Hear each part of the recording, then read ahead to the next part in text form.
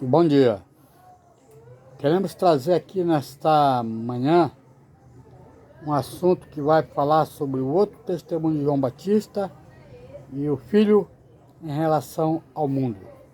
Aleluia.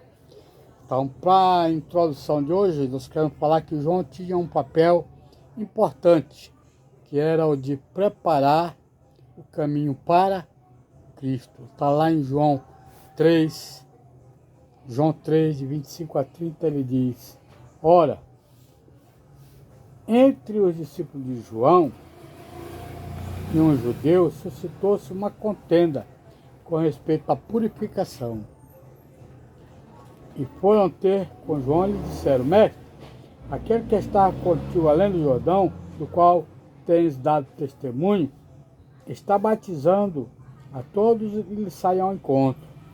Respondeu-lhe João: o homem não pode receber coisa alguma se do céu não lhe for dado. Vós mesmo sabeis que do testemunho de que vos disse: eu não sou Cristo, mas sou enviado como seu precursor. O que tem a noiva é o noivo, o amigo do noivo que está presente, o ouve muito se regozija por causa da sua voz, do noivo, pois esta alegria já se cumpriu em mim. Convém que ele cresça e que eu diminua. Essa é a palavra desta manhã, que está lá em João 3, 25, né, que vai falar sobre o testemunho de João Batista. Né? Então, o batismo, né? Este batismo não era o cristão em nome do Pai, do Filho e do Espírito Santo, mas uma extensão do ministério de batismo e arrependimento de João Batista. João 4:1 diz: quando, pois, o Senhor veio saber que os fariseus tinham ouvido dizer que ele, Jesus, fazia e batizava mais discípulos do que João, aleluia, e João era o batizador, versículo 23, quando fala, né? Ora, João estava também batizando em Edom, perto de Salim, porque ali havia muitas águas e para lá concorria o povo e era batizado. Aleluia. Eram batizados.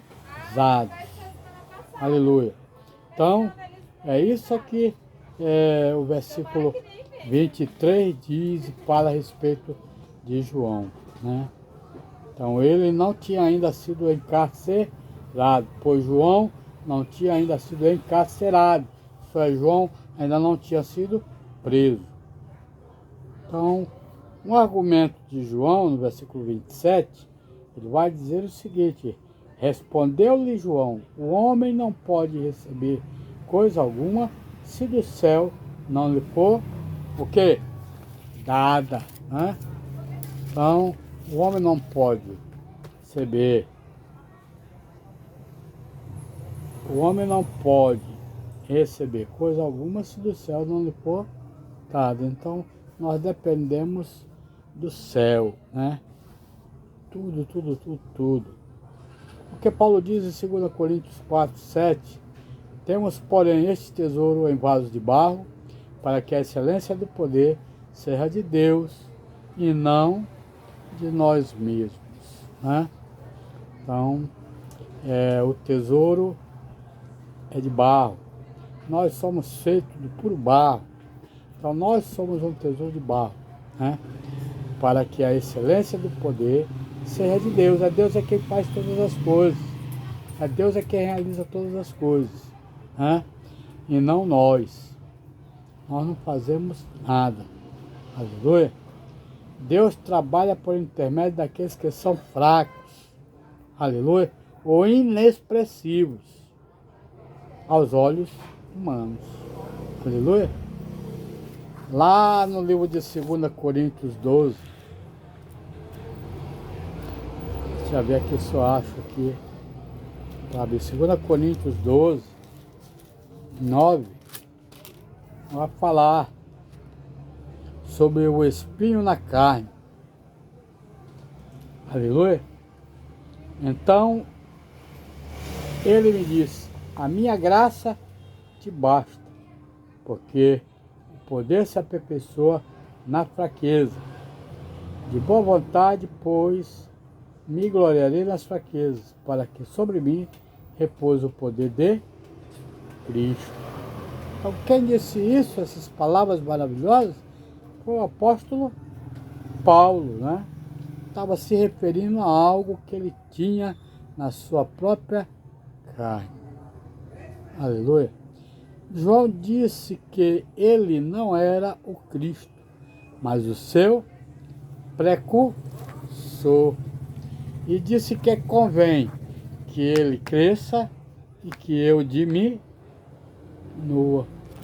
né? Então, isso é uma verdade, né? Quando ele falou lá no versículo 28, né? Ele diz isso. Então, vós mesmo sois testemunhas de que vos disse: eu não sou Cristo, mas sou enviado como seu precursor. Foi enviado primeiro do que ele para realizar a sua obra. O que tem a noiva é o noivo, e o amigo do noivo que está presente o ouve muito e se regozija por causa da voz do noivo, pois esta alegria já se cumpre em mim. Então, era isso que João estava sendo, João Batista, né? Então, João Batista falou isso. Então, o versículo 30 ele diz: convém que ele cresça e que eu diminua. Então, Jesus estava ali e ele sabia disso, né? Jesus estava começando o seu ministério. O segundo ponto: ele veio do céu e ninguém aceita o seu testemunho. Ele veio do céu e ninguém aceita o seu testemunho. Então, é isso que diz lá, versículo 31, 32. Quem vem das alturas, certamente está acima de todos. Quem vem da terra é terreno, fala da terra. Quem veio do céu está acima de todos e testifica que tem visto e ouvido. Contudo, ninguém aceita o seu testemunho. Então, todos os que entram no reino de Deus devem nascer do alto. João 3,3 vai dizer isso, né?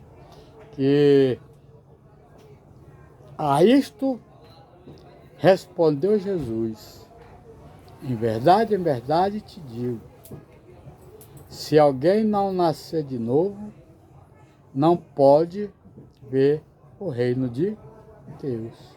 Então, é necessário. Jesus estava falando uma coisa que é necessário, que todo aquele que ouve a palavra do Senhor, ele tem que nascer de novo, né?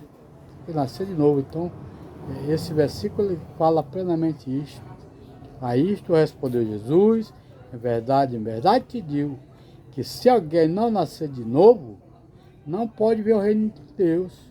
Então, nascer de novo da água e do Espírito, ser uma nova criatura para poder alcançar o reino de Deus.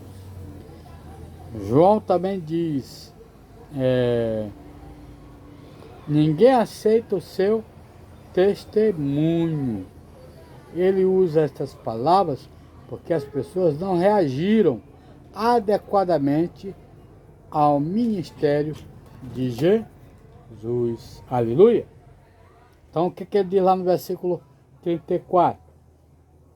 Pois o enviado de Deus fala as palavras dele, porque Deus dá o Espírito não dá o Espírito por medida.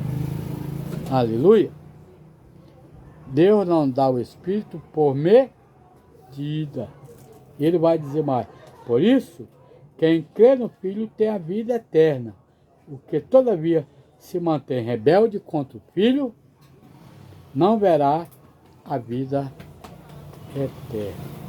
Então, amados, essa palavra, ela é forte para nós, né? Forte para nós. Então, no livro de João 15, ele também tem algo que nos dá uma 26, 15, 26 e 27, ele vai dizer, João 15, quando porém vier o Consolador, que eu vos enviarei da parte do Pai, o Espírito da verdade, que dele procede, esse dará testemunho de mim, e vós também testemunhareis, porque estáis comigo desde o princípio. Aleluia. Então essa é a palavra de hoje, desta manhã, né? Que nós devemos entender e compreender, que o versículo fala essas coisas para nós, né? O versículo 36 de João 3 diz isso, né? Então, por isso, quem crê no Filho tem a vida eterna. O que todavia se mantém rebelde contra o Filho, não verá a vida, mas sobre ele permanece o quê? A ira de Deus. Então, o crente, ele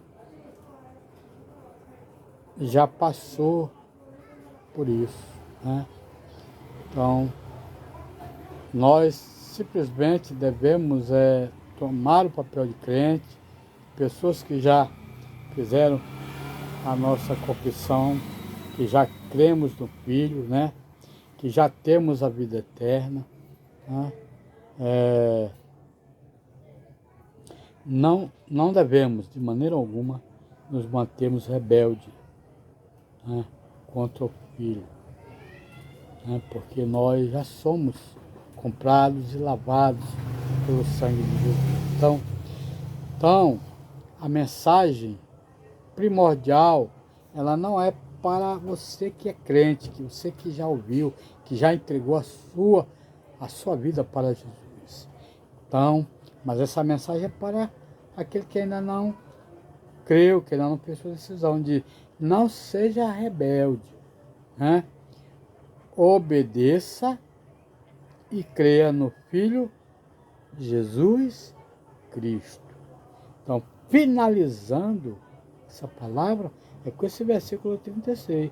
Por isso, quem crê no Filho tem a vida eterna. Aleluia.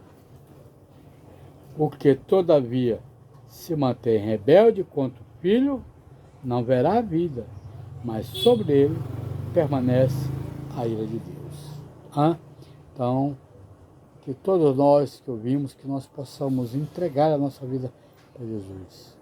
Entregar, ser um servo do Senhor, fazer a vontade dEle em todo momento, né? Porque é isso que Ele quer de mim e é o que Ele quer de você. Amém?